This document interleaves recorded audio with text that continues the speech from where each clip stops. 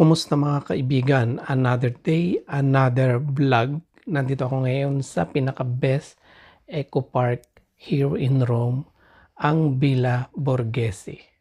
Okay, samahan nyo ako. Today, maglalakad-lakad tayo. Maganda ang panahon.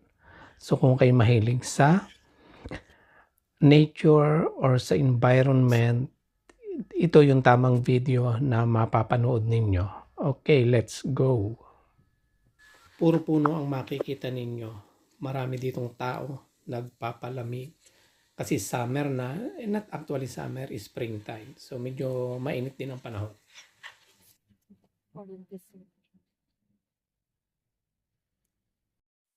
Welcome to my channel, LA Camara OFW Italy. Ito yung kabilang parte dito sa may kabila. So kasi nahati ito dahil may kalsada ito sa gitna. Yung kabila sa Popolo Square, ito naman dito sa pinaka-proper na Eco Park.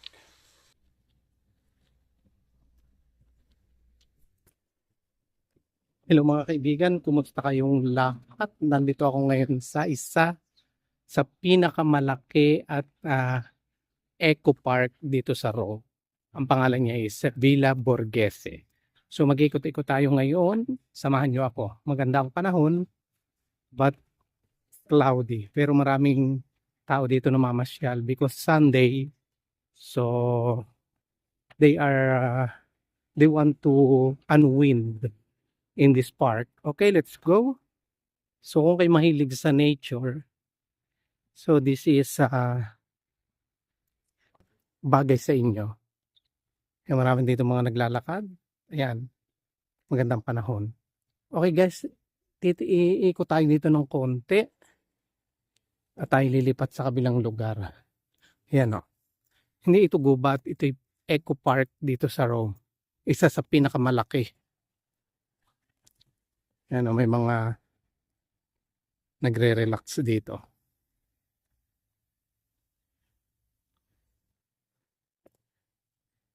Saan-saan sumusulpot.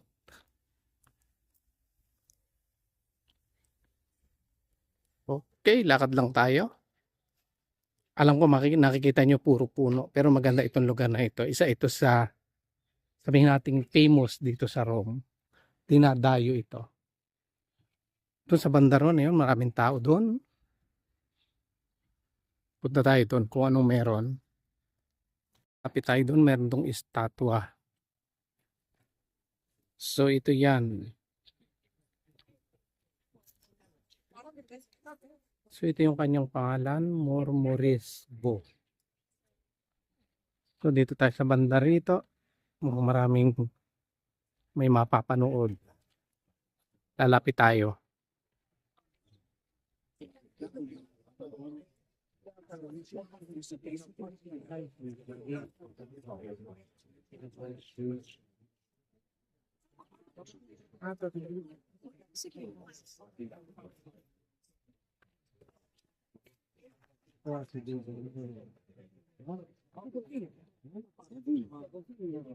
So ito yung nasa center ng lake. So ayan yung ang pangalan niya is Esculapios. Ayan. So located in the middle of the lake on the artificial island, the temple dedicated to the god of medicine was designed by the architect Antonio Asperucci. So tingnan ulit natin. Ito yan oh. Yan. Tuloy tayo dito. Di-discover natin kung ano pang meron. Yan. Actually guys, kahit hindi kayo nakarating dito sa Rome, nakikita niyo yung kanyang paligid. Dito pa rin tayo sa tabi ng lake. Maraming namamangka.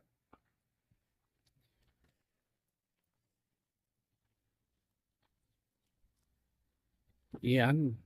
So kung mahilig kayo sa mga paligid na puro green, ito yung mga bagay na panoorin ninyo. Ito yung video na dapat yung pinapanood. Lalo kung favorite nyo ay nature. Okay, lipat tayo sa kabila. So dito sa gitna ng Eco Park, meron ditong dead fountain. So ayan yan oh. Wala siyang tubig.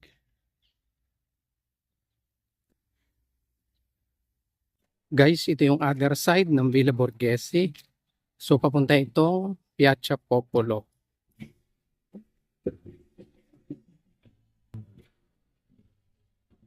Similar to cherry blossom. So, ito guys, yung other side ng Borghese Park.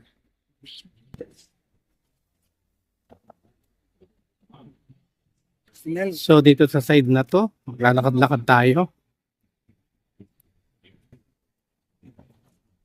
May lumang bahay, halos sira na siya, pero pinipreserve pa rin nila ito. Marami dito mga estatwa. So, siguro, I'm sure ito yung part ng kanilang yung mga important people na may nagawang maganda sa Italy. So, ito yung lumang bahay, yung harapan. So, nandito tayo sa Orologio at Aqua. So, ayan yun. Orologio means swats. Aqua is water. Ito yan, no?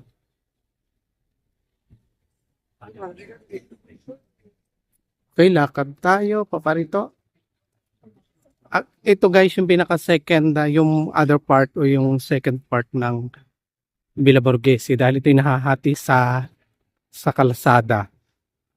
So ito yung papuntang Laminio Square o Piazza Popolo.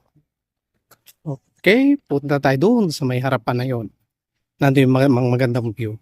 Ito yung pinaka fountain dito. Ayan. So ikot tayo dito. Okay. Dito tayo. Titingnan natin yung magandang view doon sa unahan. Actually guys, during summer, marami dito pumupunta. Kasi nga, Eco Park, marami mga puno. So kahit mainit ang paligid, dito mararamdaman mo na hindi masyadong mainit ang singaw ng panahon. So dito nagpupunta ang mga tao, dito dumadayo. At saka every summer meron dito mga palabas. So wala dito sa taas, makikita yung People's Park. Ayan. May maraming tao. Titingnan natin kung pupunta tayo mamaya. So pababa na tayo, papuntang People's Park. O tinatawag na Piazza Popolo. Okay guys, malapit tayo dun sa pinakaibaba. Dito meron siyang isang dead fountain. So pero maganda pa rin siya. Pinipreserve nila yung kanilang structure. Dito tayo sa Piazza Popolo. Ito yan, nandito na tayo. Makikita ninyo marami ditong tao dahil mayroon ditong pinaka-exhibition ang mga pulis. Pinapakita nila yung kanilang mga lumang gamit sa kanilang pagpapatrol o sa kanilang during the time of their service.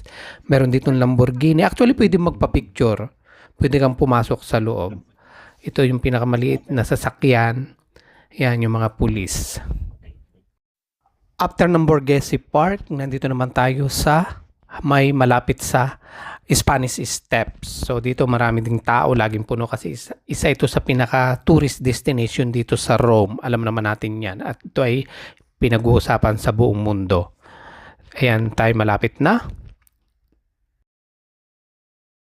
Siyempre mga tao, abala sa pagpunta dito. Dito sa harapan o sa gilid, meron ditong mga kalesa.